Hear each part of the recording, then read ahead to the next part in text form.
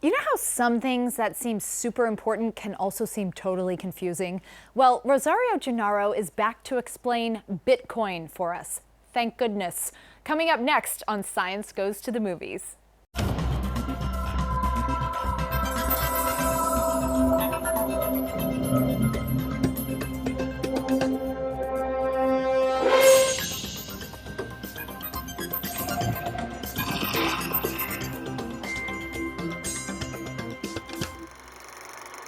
Welcome to Science Goes to the Movies, a look at the stories of science and how they change our culture.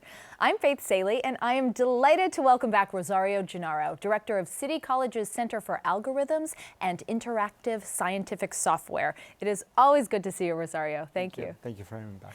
We had Professor Gennaro on just a few months ago, and we foolishly thought we could talk about digital privacy and Bitcoin in the same half hour. It was impossible. So, Rosario, we are calling this episode a screenwriter's guide to cryptocurrency. And before we talk money, I want to take a minute and clarify this science of secrets thing that you do. What exactly is cryptology? So cryptology can be defined as the science of secrets. That's one way to define it. Another definition that I like is from this Israeli scientist called Oded Goldreich at the Weizmann Institute. He calls it communication in the presence of an adversary. So how do you communicate when there is a entity that is trying to either learn what you're doing or modify the messages that you're exchanging and so on. Which in today's climate seems almost ubiquitous. Yes. I mean, people almost even feel that way about going on Facebook. Exactly. So it used to be something that pertained just to the military, then it became something that had to do with financial institutions, and today is everybody, because we're all online, we're all exchanging messages electronically, and we all have to be cognizant of the risks of exchanging and putting information out on the internet. In the Vietnamese movie Bitcoin Heist, the Interpol agent needs to prove first that the Bitcoin wallet belonged to the gangster, and second, that the wallet was filled with dirty money. So is either of those things possible with cryptocurrencies? Can you prove who owns the wallet, and can you prove or trace where the money came from? So with Bitcoin, you can. You can up to a point. So it's not easy, but you can build some sort of circumstantial evidence that the money that ended up in this wallet, which is this pseudonym associated with this identity, you can trace it back, hopefully. At some point you may lose the trail. It's not direct and obvious, but you can, and that's why you have a movie about it, because it's not easy, it's challenging. But with Bitcoin, there are crumbs, digital crumbs that you leave for these transactions that you can probably link to say, oh, this money, usually Bitcoin are bought on those in exchange for dollars. So you know those dollars were dirty money, and you see them coming into the Bitcoin network at one of those exchanges. And then if you're able to trace them, then you can say, well, look, the money in this wallet was linked to the money that came into the network from this suspicious transaction. Okay. As you answer my questions, it creates so many more. Sure. Bitcoin is not the only cryptocurrency, is that right? Are there lots? Yes. Okay. Yes. I need to understand, Bitcoin, who creates this money? Like, when's this stuff? So if you had, look, let me tell you first that the idea of digital cash goes back to the 80s. We have seminal papers in the cryptology community about how to use digital signatures to create money. Does digital money always represent real money somewhere? It should. So let me say, if you have the centralized scheme in which there's a bank that issues the money, then you can demand that bank has some sort of corresponding ledger from the digital money to the real money, right? If I issue this much money electronically, there should be a backup or real cash back, like checks. Yeah. Right? So I was going to say this is Like, really no so, different but this than is a credit card. Right. This is the trusted model. Okay. What happened 5-10 years ago with Bitcoin was that we moved to this model in which we generate in the network these rare objects, and we give these rare objects value, and now once you find one of these rare objects, you can claim that you have one of them, and now you have. It's like almost mining for gold, right? If you mine, and then you find a big chunk of gold, then you can go out and sell this chunk of gold. But that chunk of gold was created by Mother Nature or God or whatever you think. And here it's created by a mathematical process. So you have a hard problem that you keep trying to solve, and if you find a solution, then you get a chunk of money. What? Yes. This is like a gigantic scavenger hunt? It's like a treasure hunt? Yes. But who planted the treasure? Or you can think of it as a lottery. Every day, we're going to put out for... But who's we? The network, whoever participated in this in this Bitcoin network, which is mostly miners at this point. The miners are the ones. M-I-N-E-R, not kids under 18 who are with an E, definitely with an E. They are the ones who are engaging in this scavenger hunt or lottery, if you want to, and they keep trying, and they get this money. And one reason they get the incentive for them is, as they do that, they maintain that public ledger that we were talking about before. So the work that they do also assures us this agreement and consistency in the ledger. We're talking about a digital wallet like it's a lovely billfold that you can pick out at Nordstrom's. But in the movie Bitcoin Heist, the wallet in question looks like one of those QR code symbols. What is a digital wallet? Is a Bitcoin wallet accessed by a QR code symbol? If it's one of the ways, yes. So a digital wallet is a device that stores these digital bits. And it's online. There's no physical digital wallet. There could be it depends how you choose to implement it. There could be an actual, like a USB little thumb drive. Okay. Or it's online. Okay. And to access it, but either way, to access it, you need a secret key. And that secret key might be represented as a QR code, or might be represented as a string of bits, might be represented as a barcode. But the secret key is what unlocks the wallet and allows you then to digitally sign this transaction that says whatever money was in this wallet has to be transferred to this other wallet. Is the wallet like what we think of as our bank account? That has our own individual number? Yes. Okay. The wallet is where all your money is. And so if you lose your wallet, just like in real life, is your money gone? Gone. And if you lose the secret key to your wallet, the money is the same thing as losing your wallet. Yes. All right. I also hear this word blockchain.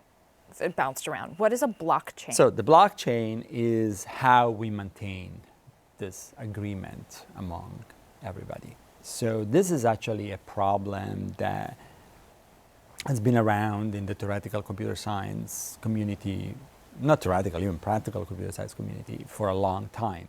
How a set of nodes in a network maintain a consistent view of their shared state. Mm-hmm. So for example, if we all have some documents on Google Drive, and we need to make sure that we all agree that those documents are in the same place. In the case of Google Drive, you trust Google to maintain a unique copy that when we all access is the same. But to do that, we need to trust Google. Mm-hmm. Google may show you a different version of the document. You think that's the document I've been working on. But we trust Google, and Google is somewhat trustworthy on this. We trust Google so on this far, regard. Right? And so but how do you do that if you don't want to trust anybody? How do all the servers agree on the content of some memory, of some state, in a way that we don't have to trust any one of them in particular. So, and this goes under the name of consensus, under the name of Byzantine agreement. That's all this really nice, fancy names. And turns out that blockchain was a original and inventive way of solving it. And the idea is that you keep appending, you modify your state by appending the new state to an old version of the state. So this is who owns what today. We're gonna, these new transactions are gonna change the ownership structure of this digital money. So we're gonna create a new one, and now we are going to make it, this is a new block. And in order to legitimately append it to the old block, you need to create this chain link between the two, which is this hard problem that I was talking about before. You need to, in technical terms, you need to hash the two values until you find a solution that is correct, according to some definition of correct. And because this, on average, only one person in the network will do it, if everybody's trying to do it because they're going to get the reward, whoever finds the solution to append the new state will get the reward, which is this new money that we create. So everybody's trying to do it because they want to earn the money. And at one point, one does it, and that I'll guarantee, and when this person does it, everybody has to now start working on the next block if they want to earn the money. So everybody, in order, they're financially incentivized to believe that this is the correct state because they want to go and start the new one as soon as possible. This is like a mathematical flash mob. It's like everybody agrees to participate. Right. Is this happening every day? There are people Yes. mathematically working out to figure out like that day's blockchain? Am I using the right language? Yeah, and I think a block is created every, I don't remember right now, but every 20 minutes, every 20 minutes, a block. And so if, does that, so since here, all right, here's this iteration, some transactions happen, moving to a new iteration, Right. something in between, some math, somebody worked out the math to show the differential, right? Right, yes. And so is that because if there's any kind of debate over whether we can all agree on this one, they can there's only one transaction, one differential to point to. Everybody has to agree on the last one because they're all incentivized to start looking for the next one because there's no point to, if we're a block 10 and we already created block 11, we all have to agree on block 11. To move to block 12. Because we're all trying to find block 12 to get the money, right? If you ask me and you keep telling me it's block 10, like Rosario still owns the money, it's not to your advantage. You need to move to block 11 because everybody's moving to block 11 because that's where the money is. The money? I mean, is this the new money every time? But this money could be what? It could be Beanie Babies. Like, what is this money? Well, you don't get sent a check in the mail. So now the question is, what is this money, right? And that's why Bitcoin value, for example, oscillates wildly, is because there is no back connection between any physical good. So it's whatever value you give to this rare object that you have mined mathematically.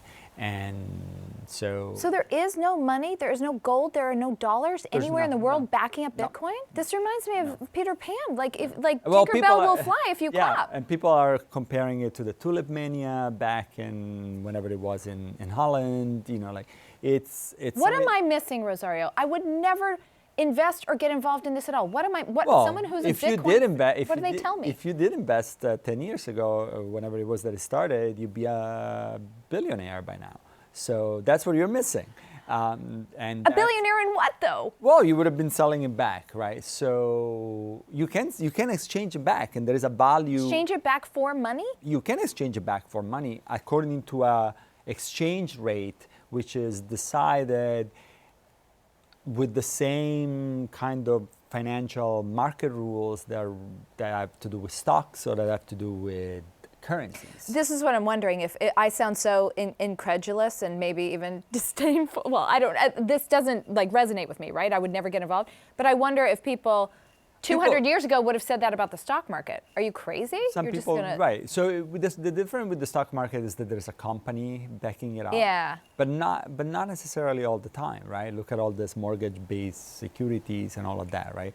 So here's the same thing. There is a digital good that we associate value to by some sort of financial faith or convention, and then we just move from there. Anyone who has ever snapped a digital picture of their kid or puppy knows that one of the best things about a digital file is that it can be flawlessly reproduced for every friend and relative everywhere.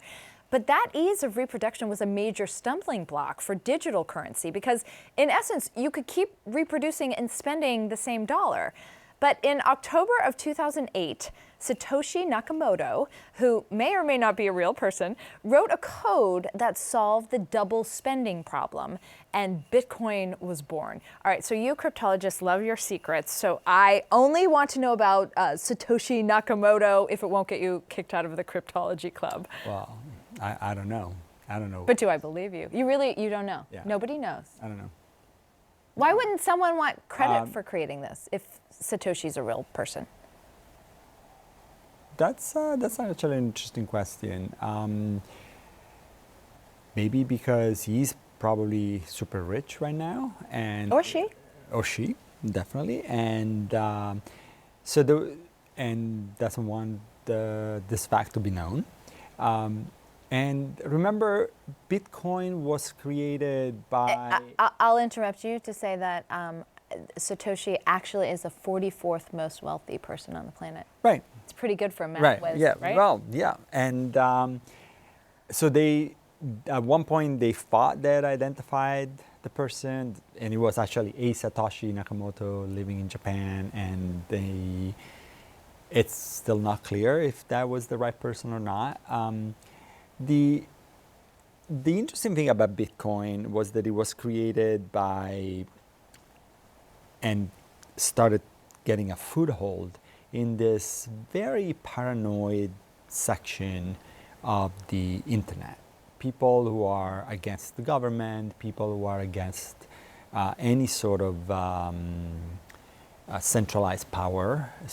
And they are the ones who really started using Bitcoin, and where the first success of Bitcoin happened. And so you spread all over the world? Yeah. And you can imagine how this kind of people are not the kind of people who want to reveal their identity necessarily. Yeah. So, I'm waiting for the next Dan Brown novel to be about this. Yeah. So I'm not surprised that we don't know who this person is. It doesn't seem that he or her, his or interests are fame or... Yeah.